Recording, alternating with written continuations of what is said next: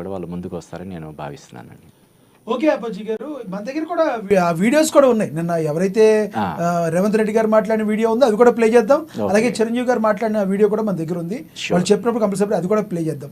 మనతో ఇప్పుడు సినీ దర్శక నిర్మాత రఫీ గారు ఉన్నారు, ఆయనతో మాట్లాడదాం.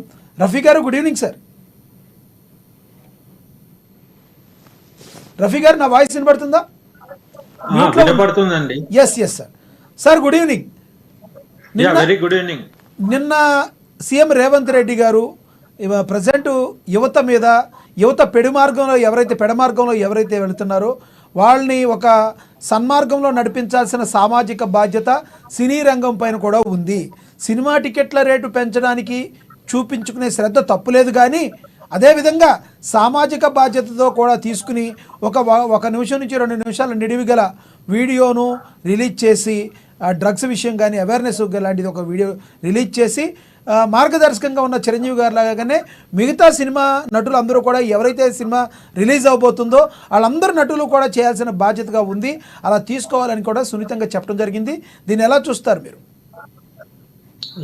అది చాలా హర్షించదగ్గ విషయం అండి. ఎందుకంటే ఒక రెగ్యులర్ ఒక టికెట్ తో ఉంటుంది కదా ఒక సినిమా, అయితే బడ్జెట్ పెరిగిపోయిందని చెప్పి ప్రభుత్వం దగ్గరికి వెళ్ళి వీళ్ళు టికెట్ల రేట్ పెంచమని అప్పీల్ చేస్తారు.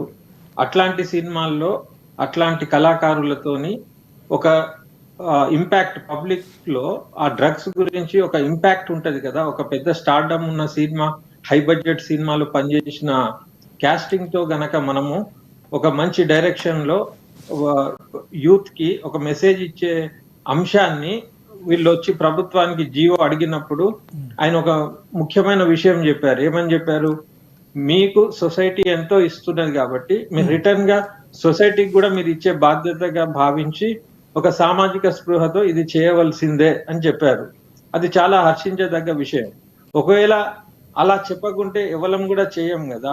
కాబట్టి ఏంటంటే ఈ భారం వట్టి నిర్మాత మీదనే కాకుండా దాంట్లో పనిచేసిన స్టార్స్, దాంట్లో ఉన్న టెక్నీషియన్స్, ఆ టీం మొత్తం కూడా ఒక సామాజిక బాధ్యతగా, ఒక సామాజిక స్పృహతోని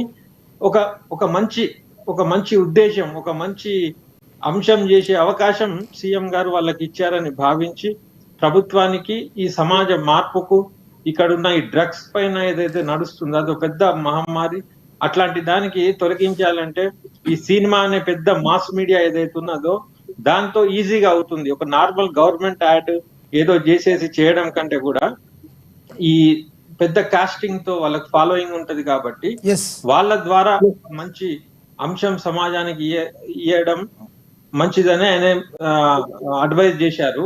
అయితే ఒక ముఖ్యమంత్రిగా ఇప్పుడు నేను ఏదైతే ఆయన పీఠం ఎక్కిన తర్వాత ఏదైతే గమనిస్తున్నానో దాంట్లో మొట్టమొదలుగా ఈ కంటోన్మెంట్ అనే భూమిని ఆయన సక్సెస్ఫుల్ గా అదొక జిహెచ్ఎంసి పరిధిలోకి తీసుకోగలిగారు. నెక్స్ట్ డే ఇమీడియట్ గా నేను ఈ అనౌన్స్మెంట్ చూడంగానే నాకు మంచిగా అనిపించింది. ఏంటంటే ఈ ఒక ముఖ్యమంత్రి చేయవలసిన పనులు ఇవే కదా. ఎప్పుడైతే హై బడ్జెట్ పెంచి మనం పోయి గవర్నమెంట్ కి మా బడ్జెట్ పెరిగిపోయింది, మాకు రికవరీ కోసం టికెట్ పెంచండి అని అడిగే నిర్మాతలకు ఆయన ఒక బాధ్యత ఇచ్చిండ్రు.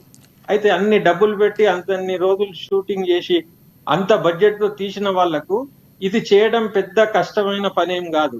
అదొక సోల్ సాటిస్ఫాక్షన్ లాగా భావించి రఫీ గారు, దీనిలో మీ సినిమా ఇండస్ట్రీ నుంచి మెగాస్టార్ చిరంజీవి గారు ముందుగా, అంటే చెప్పడం కంటే ముందుగానే ఆయన ఒక వీడియో రిలీజ్ చేసి ప్రభుత్వానికి ఇవ్వడం జరిగింది సినిమా ఇండస్ట్రీ నుంచి, దాన్ని ఎలా చూస్తారు? యాక్చువల్లీ చిరంజీవి గారి గురించి మనం ప్రత్యేకంగా చెప్పే అవసరం లేదు. ఎందుకంటే ఆయనే మొత్తం సినిమా ఇండస్ట్రీలో సామాజిక స్పృహ కలిగిన మనిషి కాబట్టి ఆయన అంత ఉన్నత స్థాయికి చేరిండ్రు. ఆయన ఆల్రెడీ బ్లడ్ బ్యాంక్ ఇట్లాంటి ఎన్నెన్నో చేసిండ్రు. కోవిడ్ అప్పుడు కూడా సామాజిక సేవ చేశారు కాబట్టి ఇది కూడా చాలా ముఖ్యమైనదిగా ఆయన తీసుకున్నారు. కాబట్టి చిరంజీవి గారికి కూడా సినిమా ఇండస్ట్రీ తరఫున ఆయన